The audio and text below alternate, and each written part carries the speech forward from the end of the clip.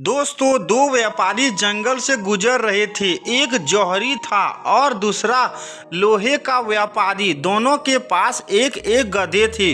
जौहरी के गधे की पीठ रेशम के कपड़े से ढकी थी और वह कीमती स्वर्ण आभूषणों और हीरो जवाहरातों से भरे से दो थैले अपनी पीठ पर लादे हुए था। वही लोहे के व्यापारी के गधे की पीठ पर साधारण कपड़ा था और वह लोहे की छड़ी अपनी पीठ पर लादे हुए था। जौहरी के गधे को इस बात का घमंड था कि वह स्वर्ण आभूषण और हीरे जवाहरात लाद कर ले जा रहा है।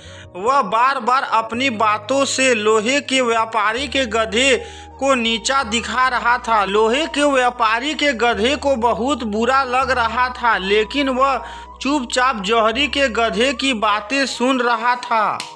दोस्तों, अचानक डाकुओं ने उन्हें घेर लिया। डाकुओं को देखते ही दोनों व्यापारी डर के मारे अपने गधों को छोड़कर भाग गए। डाकू गधों की पीठ पर लदे सामान देखने लगे।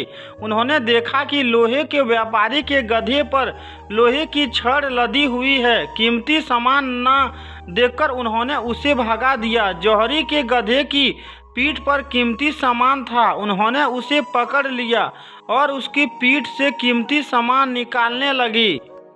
गधा जब भी विरोध करता, वे लाठी से उसकी खूब सुताई करते हैं। घमंडी गधे को उसके घमंड का फल मिल गया था।